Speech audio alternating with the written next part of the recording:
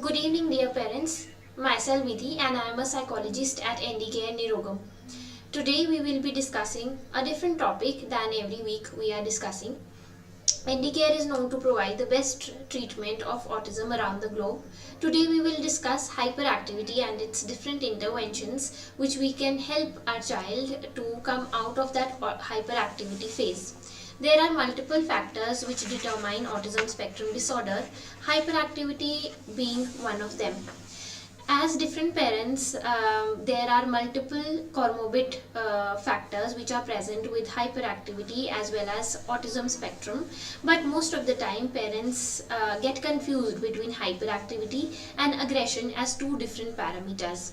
These are two totally different parameters and vary with multiple scenarios. Hyperactivity including restlessness in your child's body, not having a capacity to sit at one place and do one particular activity, as well as lack of concentration and focus at one particular activity. Hyperactivity usually includes aimless walking, aimless jumping, aimless climbing, climbing on the furniture, for example. All these different parameters collectively make hyperactivity as one different parameter. Aggression, on the other hand, includes factors such as hitting, kicking, slapping, biting, or other violent actions which your child may be making because of any explained reason not getting activity.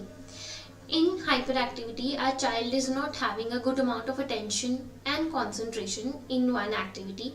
For example, if somebody asks you that which is that one factor or which is that one activity which your child does very well, sitting and performing, it can be drawing, painting, playing with slime, clay, or any other thing, and you are not able to provide an answer, as in our child does not sit for multiple minutes also, not even 1 minute or 2 minutes. It's all, he or she is always on the go and never wants to sit, even during meal times is on the go. So that is why I say that hyperactivity is quite prominent in your child's day-to-day routine. Therefore, you need to start with interventions at the earliest possible. Now let's discuss the interventions for hyperactivity. There are multiple physical exercises which we can concentrate and provide to our child, which will result in improving hyperactivity. Different exercises includes giving exercise to each and every body part. For example, the first exercise can be jumping.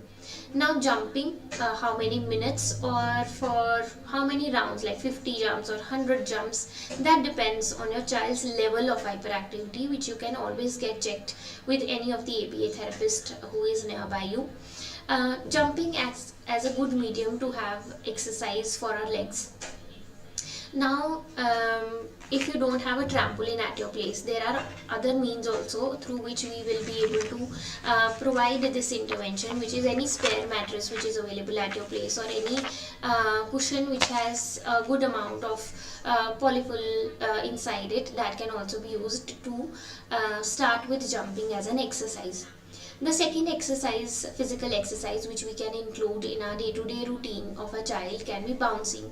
For bouncing, you can use a gym ball or any equivalent thing which can be used in place of a gym ball, so that we can start with bouncing. Again, the minutes or the amount of bouncing, you can always get it checked with your nearest ABA therapist, or you can even drop down in the comment the amount of hyperactivity, so that we can suggest different exercises for you.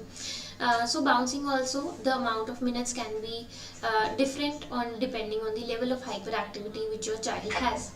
The third exercise which we can incorporate for hyperactivity can be sit-ups. These are simple exercises which I am recommending, which every parent will be able to perform in their household without depending on multiple equipments or multiple things which are available at a gym or available at a park.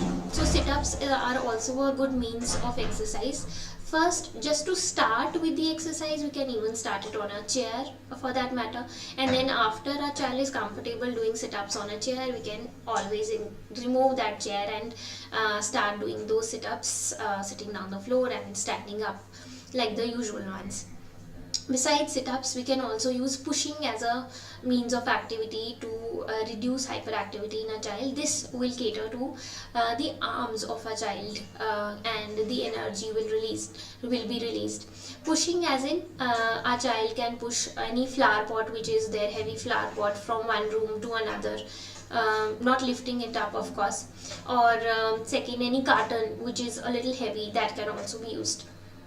Another intervention which we can apply is stair climbing. If you have stairs at your place and your child is also so much hyperactive that is not giving any amount of sitting tolerance, not even a minute or so, then you can always incorporate some weights, as in a backpack which is filled with water bottles or heavy books, so that we can start with stair climbing also with weights. But if usually your child does give a sitting tolerance of 5 to 7 minutes and can perform any sitting activity or a cognition based activity, then of course you can exclude the amount of weights which we are providing on your child's shoulder.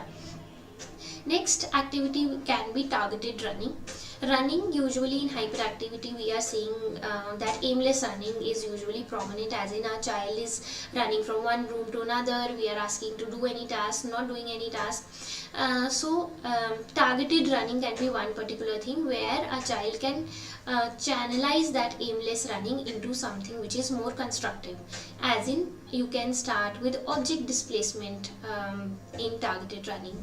For example, there is one bucket or there is one carton which is present at one end of your room, which is filled with balls, different toys, or different equipments, whatever available at your place. And another farther corner, there is an empty container or a empty carton, and a child has to pick one ball up from one corner, run towards the second corner and drop it there. Role modeling is very essential in each of these activities, as in you need to first provide a one-step instruction as in how that activity should be done, and not only verbally, by physically doing it yourself, so that a child is also understanding as in how that particular activity needs to be started or how that activity is to be done. So targeted running can include as many objects as you want to. Usually we start with lesser amount of objects, as in 5 objects, and then on the second day you can start with 7 objects and 10, and then keep increasing it little by little, so that our child is able to concentrate more on the activity and release the energy through the targeted running which we are doing to reduce the hyperactivity of our child. In all these activities, one thing which is very important is structure. For all these activities we need to maintain a structure, as in it should not be that one activity you are doing it in the morning, one you are doing it in the evening, and there is no particular structure. You do it on some days, you don't do it on the other days. Whenever we think about reducing hyperactivity, which is usually a very easy target to be achieved in the spectrum, when we compare it with other different parameters such as eye contact or speech or sensory issues, hyperactivity comparatively is very easy to start reducing and start that attention and concentration of your child.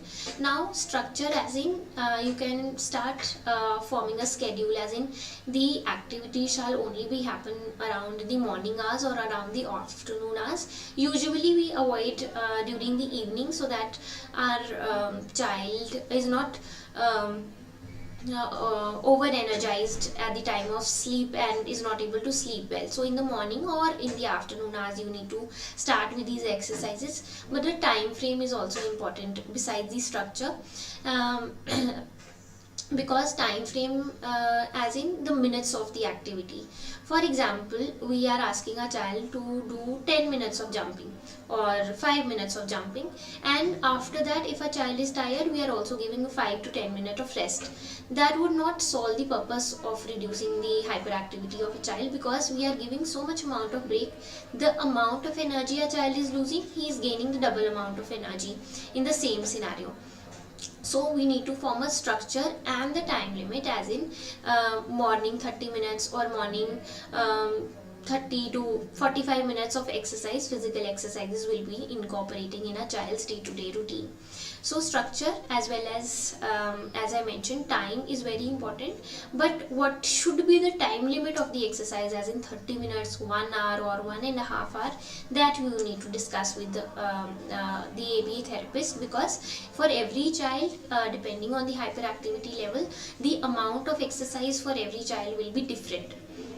So starting with the exercise, minimal amount you can start, and with time, as the days go by, you can keep increasing the amount of minutes which we are sparing for these physical exercise.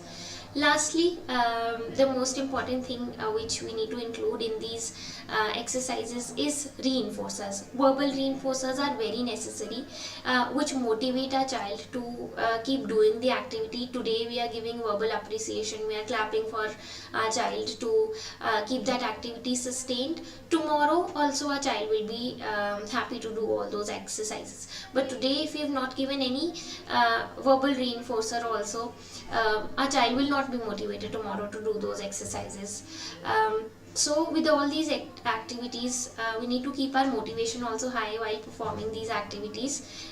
Thank you so much for your time, dear parents. I hope this video helps to cure the hyperactivity of your child, so that further we can incorporate different activities to cure the rest of the parameters of a child who is on the spectrum. Thank you.